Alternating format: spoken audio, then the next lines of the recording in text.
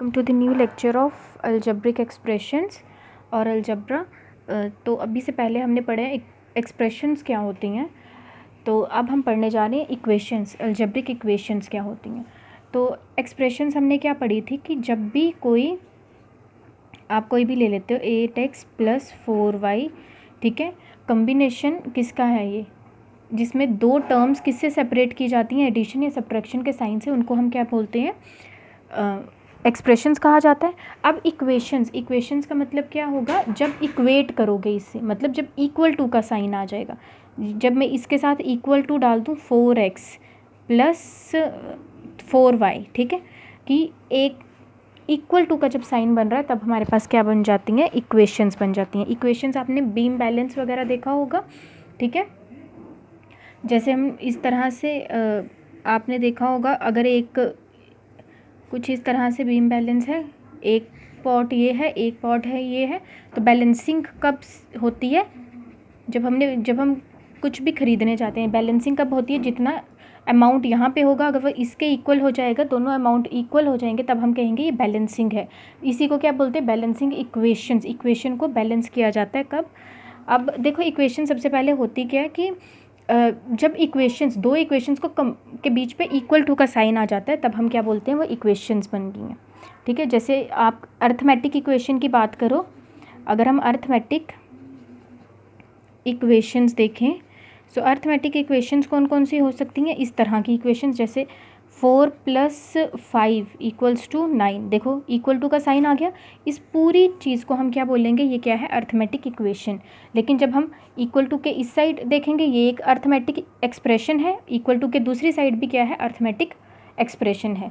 ये arithmetic numbers use हो रहे हैं, इसीलिए ये अर्थमेटिक इक्वेशन है।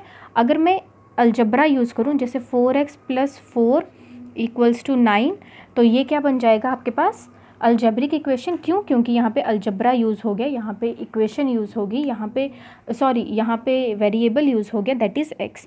हम क्या कहेंगे कि जब दोनों साइड, या तो एक साइड पे आपके पास वो हो सकता है, वेरिएबल हो सकता है, या दूसरी साइड पे भी वेरिएबल हो सकता है।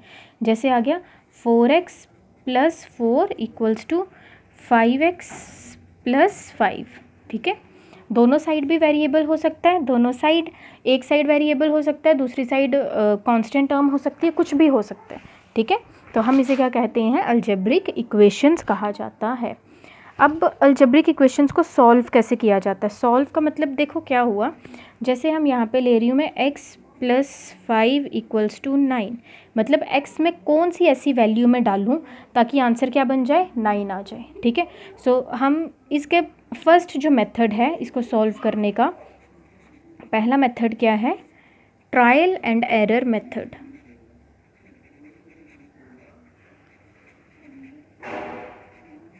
ठीक है।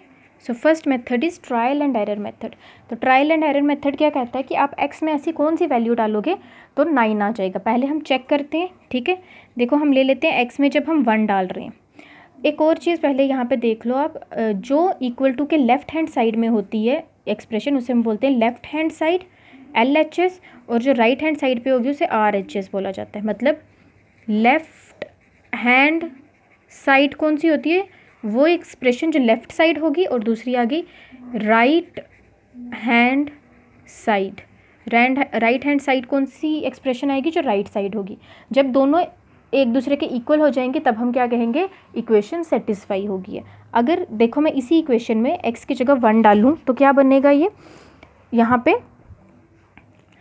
1 + 5 ये किसके बराबर आ रहा है, 6 के बराबर। ये तो RHS के बराबर आया ही नहीं, 9 के बराबर नहीं आया, which is not equals to 9। तो हम क्या बोलेंगे, x = 1 डज नॉट सेटिस्फाई। इसने क्या किया, इसने सेटिस्फाई नहीं किया इक्वेशन को, ठीक है। अगर मैं x की जगह क्या ले लूँ, 2 ले लेती हूँ, ठीक है। तो x = 2 डाल दिया मैंने, तो तब हमारे पास क्या बन जाएगा, ये x की जगह जब 2 डाला तो बन गया 2 + 5, और वो क्या बन गया 7। ये भी 9 के बराबर नहीं आया, तो ये भी सेटिस्फाई नहीं करेगा। अगर मैं x की जगह क्या ले लूँ, 3, तो क्या आ जाएगा, 3 + 5 = क्या होता है 8, ये भी 9 के बराबर नहीं है। और अगर मैं x की जगह 4 ले लूँ तो क्या बन जाएगा, 4 + 5 = 9 होता है। ये आ गया आपके पास 9 के बराबर, जो क्या थी आपके पास RHS के बराबर। देयरफॉर इसकी वैल्यू क्या आ गई हमारे पास, तो वैल्यू क्या बनी, वैल्यू ऑफ इक्वेशन x + 5 = 9, इसकी वैल्यू क्या आ गई कि x की वैल्यू क्या है, इज़ 4, कि जब आप 4 में x की जगह 4 डालोगे तब वो क्या देगा आपको, 9 दे देगा। हम इसको इस तरह से लिखते हैं एक टेबल की फॉर्म में। वो कैसे, पहला जैसे हमारे पास ये क्या था x + 5, तो एक कॉलम में लिख दिया x + 5, एक में लिख दिया x। जब मैंने x की जगह 1 डाला तो x + 5 क्या बन रहा है, x + 5 आ रहा है 6। जब मैंने x की जगह 2 डाला तो x + 5 क्या आ रहा है 7। जब मैंने x की जगह 3 डाला तो ये आ रहा है 8, और जब मैंने 4 डाला तब क्या आ रहा है 9। ठीक है, तो ये आप टेबल बना सकते हो, इससे आपको क्लियर हो जाएगा कि आपको क्या चीज़ यूज़ करनी है। ठीक है, नेक्स्ट वन एक और एग्जांपल लेते हैं, लाइक 2x + 4 = 0। ठीक है, अब अगर इस तरह से आपके पास एग्जांपल है कोई, तो हमने x की जगह मैंने पहले डाल दिया 0 डाल देती हूँ मैं। ठीक है, ये जो आपको नंबर्स चूज़ करने हैं आपको खुद से चूज़ करने हैं, कोई इसके लिए हिट एंड ट्रायल मेथड है। मतलब आपको ट्रायल एंड एरर का मतलब क्या होता है कि एक बार चेक करते जाओ और उससे एरर, जो एरर आ रहा है उसे छोड़ते जाओ और आगे बढ़ते जाओ। मैंने x की जगह 0 डाल दिया, तो मैं इसको टेबल की फॉर्म पे लिखने जा रही हूँ। पहला x और दूसरा क्या आ गया 2x + 4। देखो जब x की जगह 0 डाला तो 2 × 0 + 4 क्या बन जाएगा, ये 2 × 0 0 + 4, तो आंसर क्या आएगा 4। x की जगह जब 0 डाला आंसर आ रहा है 4, लेकिन हमें क्या चाहिए 0। ठीक है, अब हमारे पास क्या है, अब ये कब बनेगा आपके पास, जब नेगेटिव होगा, एक पॉजिटिव होगा एक नेगेटिव होगा। तो मैं यहाँ पे नेगेटिव टर्म्स यूज़ करने लगी।